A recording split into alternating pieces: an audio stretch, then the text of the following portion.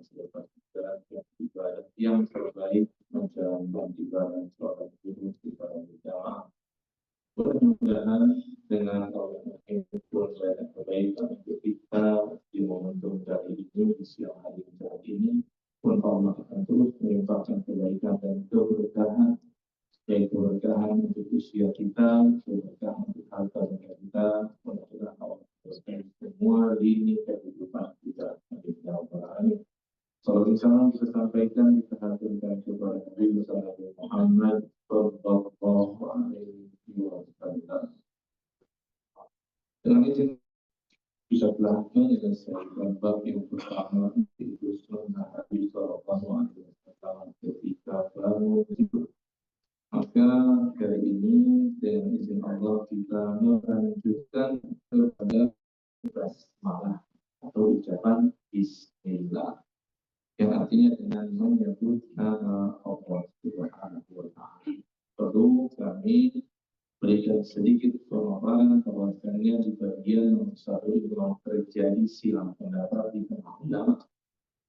Penulis menyebutkan di poin pertama membaca basmalah adalah bagian sunnah dalam berwudu disebut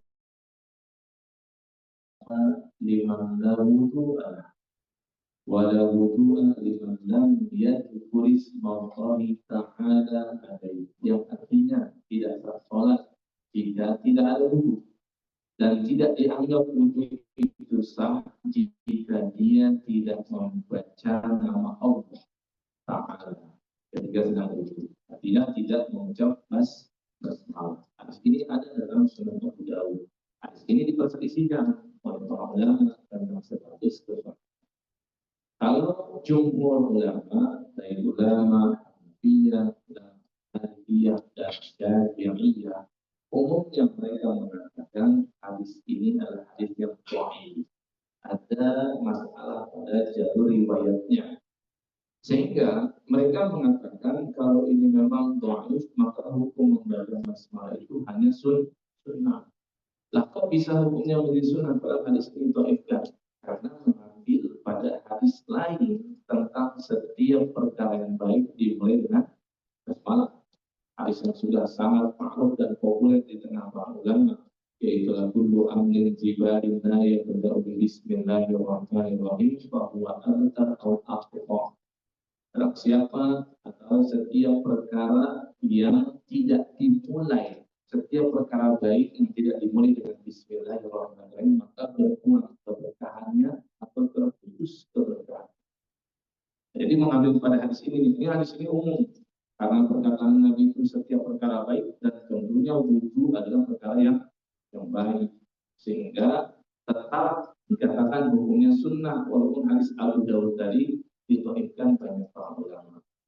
Tapi penulis karena dia lebih cenderung kepada ulama Hanabilah yang mengatakan hadis ini paling tidak hasan, karena yang dhaif ini dicari dalam jalur yang lain ternyata ada penguat syawahidnya, maka implikasinya diberikan, impactnya dia hilang. Kalau jumhur mengatakan hukumnya cuma sunnah, maka kalau ditinggalkan tidak ada masalah. Tapi penulis berpendapat ini hukumnya wajib, karena dengan hadis Abu Dawud yang menurut sebagian ulama itu diwajibkan. Jadi itu bedanya. Dan perbedaan ini akan menyebabkan perbedaan di masalah-masalah berikutnya. Contoh misalkan ketika berwudunya di dalam kamar mandi akan berbeda sikap para ulama.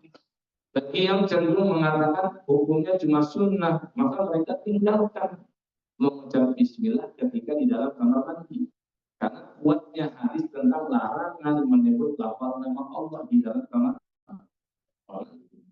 yang kotor, tempatnya syaitan. Tapi ulama Hanafilah yang mengatakan bismillah itu wajib, maka mereka membolehkan untuk mengucapkannya di dalam kamar mandi ketika sedang berwudu. Dan ada yang mengambil jalan tengah. Nah, yang mengambil kehati-hatian melihat ada dua kubu yang berbeda ini. Ada yang mengambil jalan tengah, yaitu tetap dibaca basmalah tapi cukup sirah saja.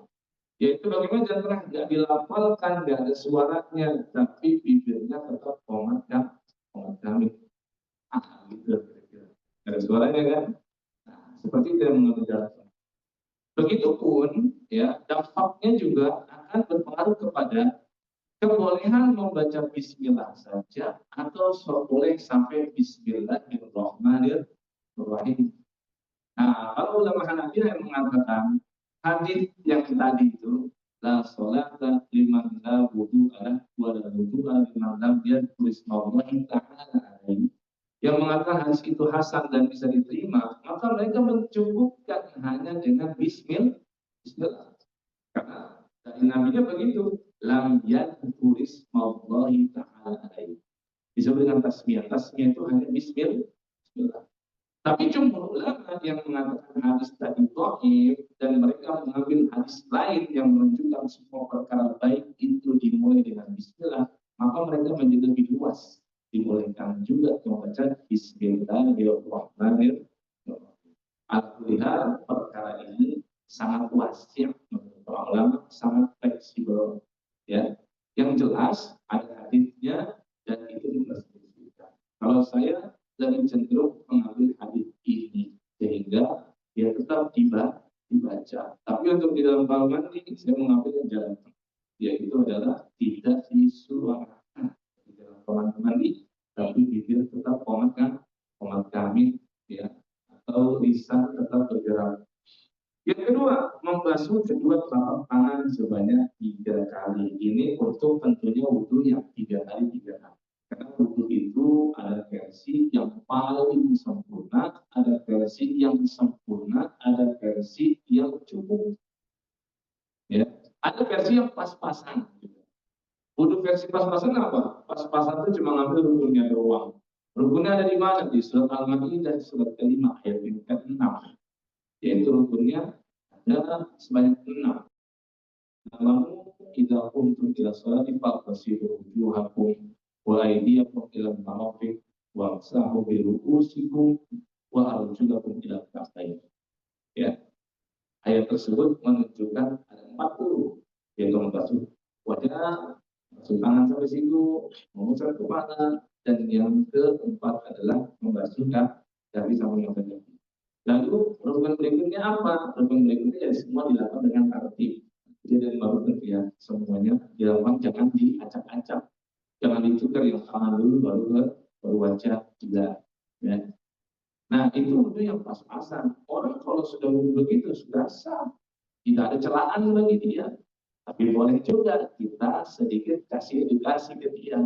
Oh sayang sekali kalau wudhu cuma itu, karena Nabi wudhu lebih dari itu. Maka ada yang meningkat, tapi yang pas-pasan doang, ada wudhu yang dikatakan cukup.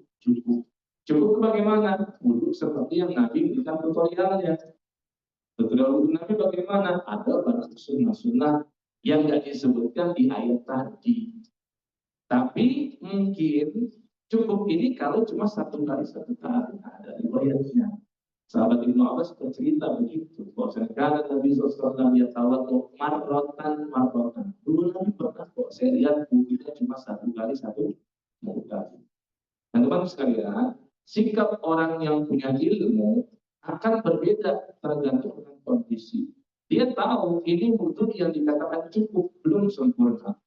Tapi kapan? Kalau dalam kondisi di mana dia santai. Tapi kalau ada dalam kondisi wudhu satu kali bahkan bisa lebih utama daripada wudhu yang 3 kali 3 kali. Pas kapan? Jika kondisinya air sangat terbatas, jika kondisinya antrian sangat membludak dan waktunya sempit untuk dijalankan sholat, maka wudhu satu kali itu jauh lebih utama. Ya kan? Kenapa? Kalau kita 3 kali memaksakan, sudah durasinya panjang, antrian makin membludak, plus mungkin air habis. Maka satu kali ini, walaupun dikatakan dia hanya cukup saja, tapi bisa dia menjadi lebih utama.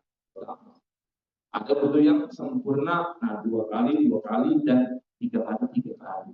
Ada yang paling sempurna, wudhu yang diberikan tutorial oleh sahabat Abu Hurairah, yang sampai dipanjangin di ayat itu sampai siku dia panjangkan sampai ke tiapnya, ya, ketika kepala dia panjangkan sampai ke lehernya, ketika kaki dia panjangkan sampai betis mendekati lututnya, Kata Abu Hurairah, ini Nabi lakukan dan saya lakukan. Dan kata Nabi, faman syaa'a an yutilahu Allahu falyaf'al. Siapa yang mampu untuk memanjangkan anggota tubuh yang terkena basmah dulu, maka silakan lakukan. Tapi ini sifatnya opsional, mahal atau tidak. Ya. Jadi itu kan contoh wudhu itu ada versi pas-pasan, ada cukup, ada sempurna, ada yang paling sempurna. Ketika di sini nomor 2 kan, mempersiapkan buat melakukan sebanyak 3 kali, tentunya untuk yang wudhunya mau 3 kali 3 kali. Kalau mau yang 2 kali, lebih 2 kali. Sekali sekali. Yang ketiga, mendahulukan makhluk berkumur dan istinsya memasukkan air ke hidung sebelum membasuh wajah atau muka. Ya. Kemudian setelah istinsya, lalu melakukan istinsak dengan tangan kiri. Nanti akan kita jelaskan poin ketiga dan keempat ini gambarnya di poin yang berikut, poin kelima. Jadi setelah istinsya disedot dengan mengambil cumpakan air dengan tangan kanan, kemudian pas membuangnya diiringi dengan tangan kiri. Karena membuang kotoran, maka Nabi SAW memakai tangan kiri.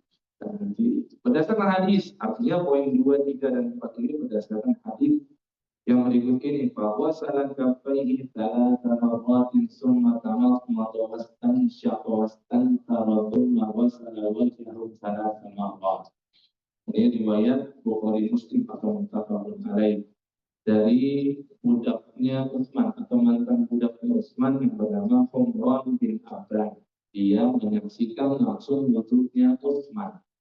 Jadi tersambung juga kepada Rasulullah SAW sanadnya. Ya. Nah, kemudian yang kelima, bersungguh-sungguh dalam berkumur-kumur setelah istinsya kecuali bagi orang yang sedang berpuasa. Maksud bersungguh-sungguh apa? Jangan sekedar formalitas, masukin air mulut, buang lagi. Kita sebenarnya orang begitu. Atau misalkan air ini dari hidung, ditempelin doang, buang lagi. Itu cuma formalitas. Maka yang sesuai dengan sunnah adalah yang bersungguh-sungguh, benar-benar kumur-kumur dipotong-potong ke dalam mulutnya. Ya, kadang-kadang itu ada yang sampai memasukkan tangannya, kalau misalkan takut ada makanan yang di sela-sela itu. Karena itu nanti bisa mengganggu sholat kita. Kalau memang masih ada sisa. Ya, kemudian untuk yang istinja benar-benar disedot. Kapan ini tidak dianjurkan? Ketika sedang berbuka. Maksudnya tidak dianjurkan sungguh-sungguh. Tapi sekedar formalitas kalau sedang berpuasa. Ya. Takutnya apa? Ya, takutnya ketelan. Ya. Takutnya kelewat. Ya. Walaupun kalau tidak sengaja tidak ada masalah. Nah, sedangkan yang keenam menyatukan antara berkumur dan istinja dengan sekali cidukan tangan kanan tanpa pemisahan. Nah, ini hukumnya sunnah. Jadi ada hadis dalam riwayat Abu Dawud yang mana hadis ini menceritakan Nabi itu pernah aku saksikan pas lagi di rumah beliau sedang wudhu, beliau memisahkan antara kumur-kumur dengan istinja. Ada hadis itu. Tapi hadis ini banyak sekali para ulama yang mendhaifkan. Ya. Sedangkan hadis tentang menyatukan ini disepakati oleh Bukhari dan Muslim alias hadisnya sahih, jelas banget. Yaitu apa bunyi hadisnya? Summa ada qala yadahu fanamat madha wastansyaqa min tafin wahidatin. Lalu Nabi SAW memasukkan tangannya ke dalam bejana, kemudian Nabi berkumur-kumur dan beristinsya dari satu cidukan telapak tangan. Jadi tempatnya kita nampil ke sini, sudah penuh di air dari cidukan ini, kemudian diambil sebagian untuk kumur-kumur, sisanya langsung untuk istinsya. Itu yang dimaksud dalam hadis ini. Dan hadis ini bukan cuma diriwayatkan oleh sahabat Abdullah bin Zaid, ada Ibnu Abbas juga, ada Ali bin Abi Thalib juga. Kalau hadis yang tadi yang didhaifkan tentang Nabi memisahkan, itu riwayatnya majhul. Maksudnya, jadi ada seseorang yang bernama Lais bin Abi Salim. Dia ini nih yang menjadi asal muasal Abu Dawud mendengar hadis. Jadi Abu Dawud bercerita, saya dengar dari Lais. Lais dengar dari siapa? Dari Tolha. Tolha dari bapaknya, dari kakeknya. Nah, bapak sama kakek ini majhul. Siapa orang? Ini kakeknya dia bercerita, katanya aku menemui Nabi, aku lihat Nabi sedang berwudu dan memisah antara kumur-kumur dan istinja. Nah, kakek itu tidak tahu majhul perawinya. Jadi makanya hadis ini ya menjadi bermasalah, banyak sekali ulama yang menjelaskan. Bahkan dalam mazhab Syafi'i, ulama-ulama Syafi'i setelah Imam An-Nawawi mengkhawatirkan, ya Imam Ibnu Mulaqqin juga sama, Imam Ibnu Hajar Al-Asqalani, ini tiga ulama besar dari mazhab Syafi'i. Ya, makanya yang aneh kalau ada orang yang mengaku mazhab Syafi'i tapi kurang kenal dengan sunnah tentang menyatukan kumur-kumur dan istinja. Maksudnya merasa asing, padahal ulama Syafi'i sendiri yang mengatakan, Ibnu Hajar Al-Asqalani bahkan yang jelas-jelas terang-terang mendhaifkan riwayat yang Abu Dawud tadi tentang Nabi memisah. Jadi artinya harusnya ini yang lebih diutamakan. Walaupun ulama Syafi'i yang lain tetap menerima hadis tersebut, tapi sebenarnya mereka semua sepakat yang lebih utama adalah disatukan. Dan ini semakin menghemat air tentunya. Jadi diambil satu cepakan, kemudian berumur, kemudian sedot. Ini kalau satu kali. Kalau dia tadi sudah cuci tangan 3 kali, tapi kan berikutnya 3 kali, 3 kali, 3 kali. Maka kalau yang 3 kali ya begitu lagi. Yang kedua kali, umur-umur sekali dengan istinja. Kemudian yang ketiga kali, umur-umur sekaligus istinja. Kemudian dikeluarkan, dibantu dengan tangan kiri. Ya, Imam Ibnu Hajar mendhaifkan hadis yang memisahkan, bisa dicek di dalam kitab Bulughul Maram min Adillatil Ahkam. Itu kitab tentang hukum-hukum pada hadis dan itu menjadi pegangan ulama-ulama Syafi'i lainnya. Ya.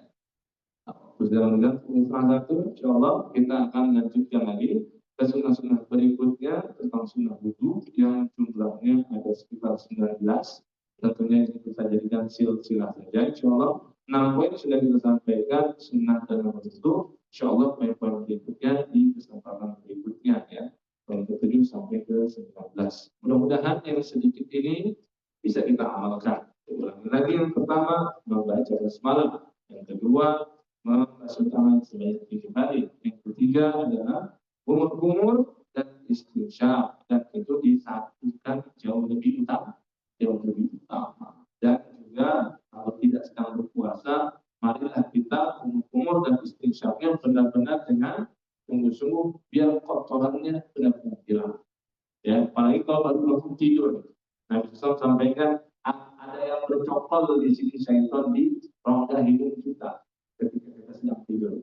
Maka dengan kita istinsyaq membantu keluarnya syaitan yang mana bisa jadi syaitan ini mengganggu kita ketika sedang sholat. Mudah-mudahan bermanfaat bagi semua. Mari kita akhiri dan tutup dengan melafalkan subhanallah wa bihamdika asyhadu an la ilaha illa anta astaghfiruka wa atubu ilaik. Assalamualaikum warahmatullahi wabarakatuh.